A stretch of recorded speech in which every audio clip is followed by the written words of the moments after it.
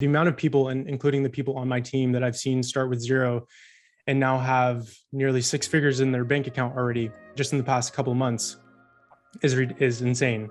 There's so much opportunity, and especially as the market shifts and evolves, the real opportunity right now, yes, there's a lot of money to be made, but it's also about learning and understanding the market so that as the market does evolve, you're in the best place to take advantage of those opportunities when they do come. Hey, welcome back everybody to Altcoin Daily. Smash that like button. We have NFT expert, blockchain Gavin. I subscribe to his YouTube channel. He does great NFT and crypto content, linked below. This guy's deep in the NFT space. He's made a lot of money. He's provided a lot of value on his channel. We just talked to him a few days ago about his top NFT specific projects in the space. That'll be linked below. But in today's video, I want to talk to him about general buying and selling strategy. What specifically are you looking for with the team? What is your pre-mint strategy, post-mint strategy, your buying and selling and risk management strategy? We're talking about all this today. So smash the like button. Gavin, how are you doing today, man? I am doing wonderful. Super happy to be here again. Super excited to talk about this stuff. How are you? I'm doing great. Let's jump right into it. Let's do it. I guess, first of all, big picture, how big is the opportunity in NFTs, do you think? That's hard to say. As with anything, it's what you make of it. But if you come into the space and you give an effort and you try, there is an unprecedented amount of room for growth. The amount of people, and including the people on my team that I've seen start with zero and now have nearly six figures in their bank account already just in the past couple of months is insane. There's so much opportunity, and especially as the market shifts and evolves, the real opportunity right now, yes, there's a lot of money to be made, but it's also about learning and understanding the market so that as the market does evolve, you're in the best place to take advantage of those opportunities when they do come. Mm-hmm. And obviously, just like all markets, it goes in ebbs and flows. But Exactly. Again, generally speaking, you're bullish on NFTs over the next few years? I am absolutely bullish on NFTs over the next few years. I love the NFT space. Obviously, again, I do trade NFTs so that I can make money, but I also believe in the long-term value and utility of NFTs.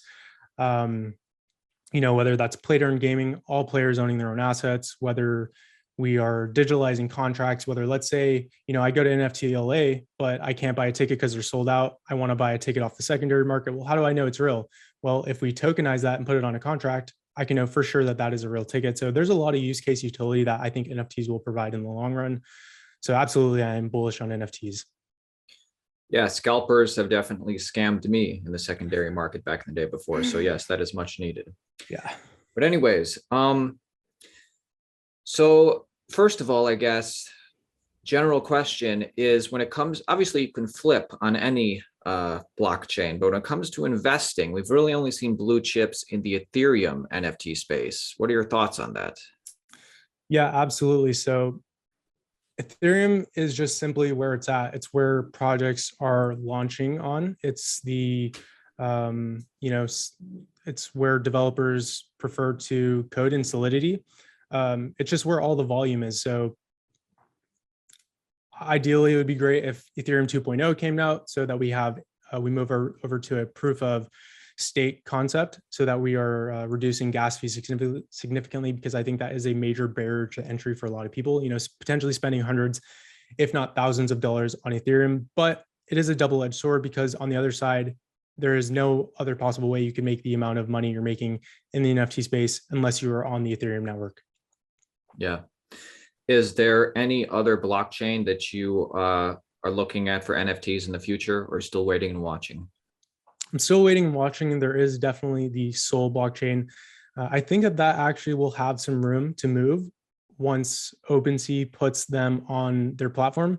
I believe Coinbase NFT, once they launch, are planning to do the same thing. So I think when that happens, a lot of these bigger projects that haven't come out yet will decide to launch on the Sol ecosystem blockchain. And, that'll give a lot of room for people who were hesitant, who couldn't hop into NFTs because of the gas fees, the transaction fee barrier.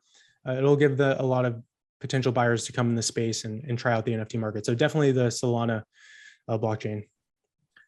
Okay.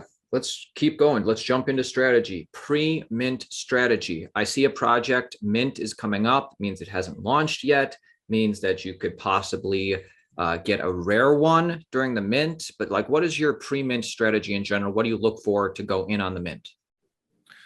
So it definitely depends project to project, but baseline, what I always look for in every single project is this something new and unique, like doodles, like Azuki, or is this something trending?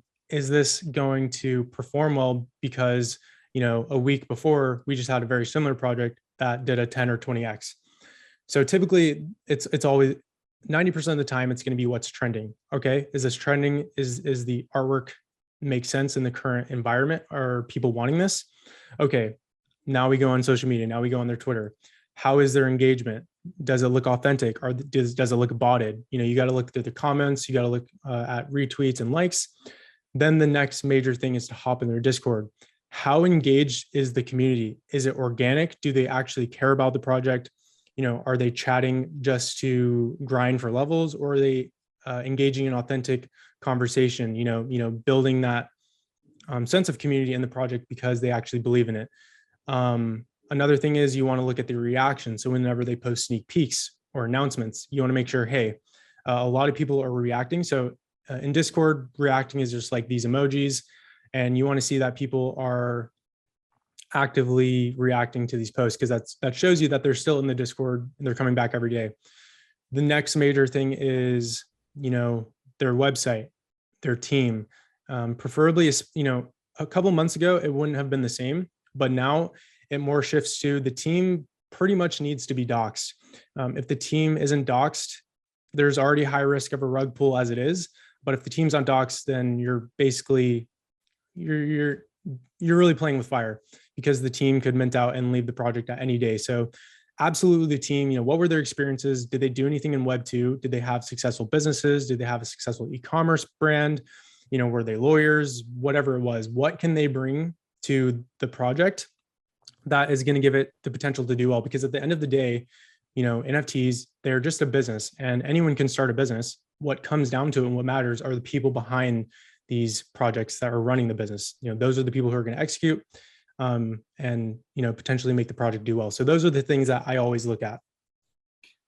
Totally. Anything else pre-mint before we move forward?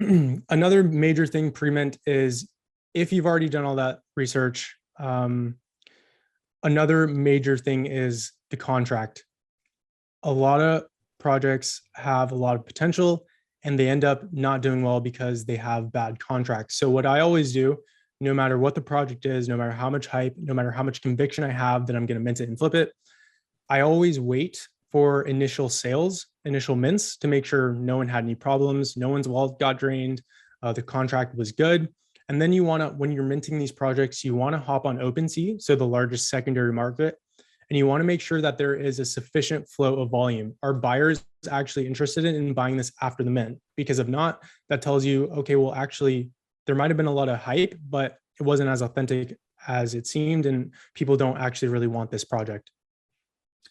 Yeah. And then once you're minting, any strategy there? Are you just minting as many as you are able to, or? So typically with the new meta, sorry, there's a little gnat. Typically with the new meta, there is something called a whitelist.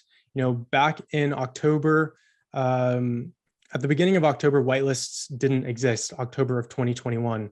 So, but now, as there's so many new people, market participants in the environment, whitelists are necessary, and a whitelist spot essentially guarantees you a spot to mint a token so that you do not have to compete in gas wars. So typically you can only mint maybe 1, 2, or 3, depending on what the team allocates for that project to mint. And if the project's good, then yeah, ideally you want to mint as much as possible. You could wait until the public sale, but at this point in time, with the amount of people that are in the space and with the new tools and technology that currently exists, there's a lot of people who bought these public sales. So if you're trying to come in and mint a project on the public sale, you're simply not going to get it, because there are bots that are simply just much faster than human beings, and people who are willing to spend way more money on transaction fees. Cool. Do you have a strategy for managing your risk or taking profits? Absolutely. So, I take the same mindset and approach to it as I do with any other trading, as I traded Forex. I look at risk to reward. I predetermine an entry and exit point. So let's say I pick something up at zero point 0.1 ETH. I know in my head, it has the potential to go anywhere. It could go to 1 ETH, it could go to 2 ETH, but if it goes to 0.4 or 0.5 ETH, that's a 4 to 5x profit. And if I'm satisfied, that's good for me. I will take my gains and move on. At the end of the day, if you're just letting things run on, you're not really trading. You're not using statistical probability. You're just hoping and praying. So there are certain tools I use after I determine whether or not a project can be successful, where I can look more at the analytics and get a bit deeper to help me time my entries and exits to maximize my profit potential and reduce my overall risk. Mm-hmm. And when you're looking at these data aggregation, backend metrics for these projects, what do you use, like IC tools or what? Yeah, so I can share my screen really quick. Yeah, let's do it. Let's see. Typically what I use is NFTnerds.ai and IC tools. So as you can see with the current user interface, we've got listings on the left. We've got trades right here. We've got real-time market data. These are all buys and sells.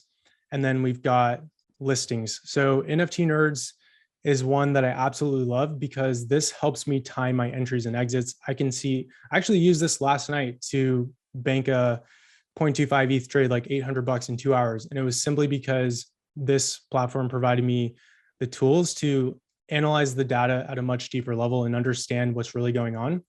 And so, I look at these tools and this platform once I have an understanding of what the project is to say, okay, for instance, here, we have some type of resistance here. We pulled back, we bounced above, boom, support, support, support. We broke, we pulled back, and then now it's resistance. So it's no different than supply and demand zones, liquidity zones, support and resistance, whatever you want to call it on like a crypto chart. Another big thing is you can see the listings and trades in real time. So right now you can see that there are significantly more listings happening than there are buys, than there are trades, which means that the floor is probably not going to keep rising right now just because people are looking to sell more than they are to buy. So it gives you access to see these minute details, and it tells you how many are listed or at what price level. So let's say I wanted to get out at 0.17, or maybe I wanted to find a good exit. Let's say I'm already in profit. Well, I know that there's 99 listed at 0.18. This is a huge spike. So what I would be best doing is listing mine under that at 0.17, because I know that once we get to 0.18, there's just too thick of a floor to get past. So these tools give me the insights to say, okay, there's too many listings at this level. If I list here, I know I can secure, lock in, and secure those profits. Mm-hmm. So you're looking at, the different levels that the NFTs are listed at. You're looking at strength of people, a lot of buyers, or if maybe lack of strength, if there's a lot of sellers. Yeah, absolutely. And then for like longer term plays, so like what I did with Azuki is looking at something like IC tools where they provide these charts. If you see something like this gives you insight into 10 ETH is a support. It's a supply and demand zone. So you can see, I use this tool for my longer term plays to see, okay, how much are we accumulating at 10 ETH? If we're accumulating and we're holding 10 ETH as support, what we're probably going to see is a distribution period once there's enough tokens accumulated at a certain level. So I use these platforms to deeper analyze and get like the best possible entry points simply by seeing where are people buying, where are people selling, and where are we likely to move next. Okay. I want to talk to you about your strategy when it comes to flipping versus investing. Anything else on these charts before we move back to us? No, that's pretty much it. I would say I definitely use these charts more for flipping. But when it comes to investing, I take that more to, what's the team, what are they building, and what's their long-term vision and roadmap.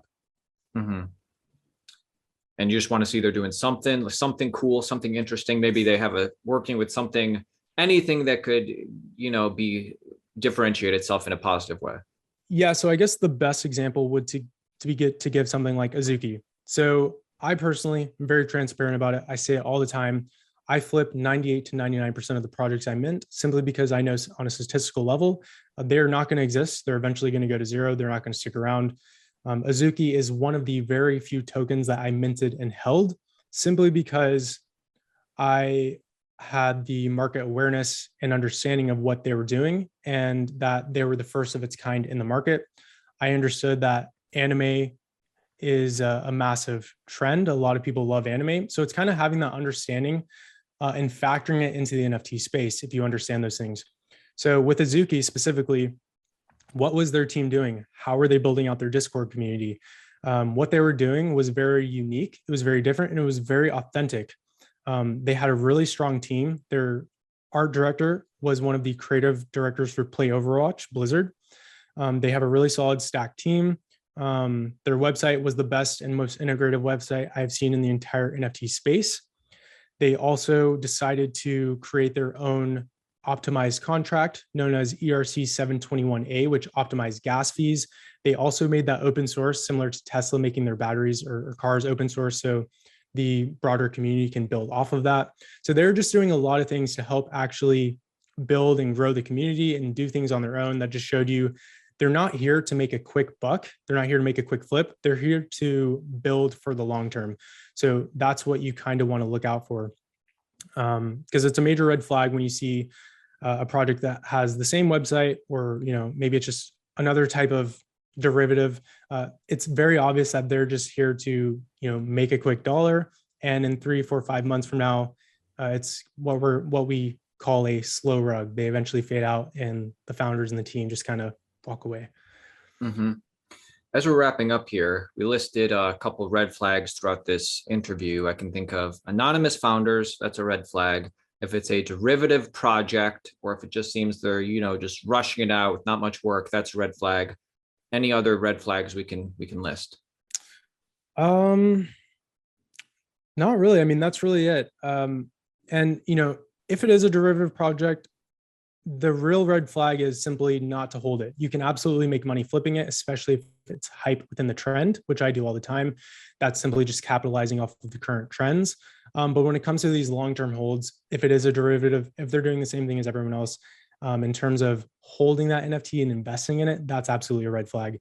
Another red flag would be the mint price. So is the mint price really high? Are they doing something like a Dutch auction that is way priced relative to the average market? That's a major red flag, because that just shows you that they want to make money more in the near term than being around for the long term and reaping those secondary market royalties. Okay. Appreciate you coming on today, Gavin. Make sure everybody watching check out both Gavin interviews on this channel. The other one we did was about specific projects like Azuki and other ones on his radar. Everybody go subscribe to Gavin's YouTube channel below. He's an NFT expert in my eyes and doing it on a daily basis. Final thoughts for the Altcoin Daily audience, Gavin. I mean, what do you think most people don't realize in the NFT space today? Or final thoughts? I think that most people do not realize that at the end of the day, this is still a market, just like any other market, whether it's penny stocks, whether it's crypto, whatever it is. There's one thing that every single market shares and they cannot escape. That is simply human behavior, human psychology. So I think a lot of people don't do enough time. They don't spend enough time researching and understanding the psychological implications of the market and kind of understanding that and factoring that into the trades they make. Appreciate that. Gavin, thank you very much, man. It was an absolute pleasure to be here. Thank you, Aaron. I look forward to seeing you again at another time. Definitely.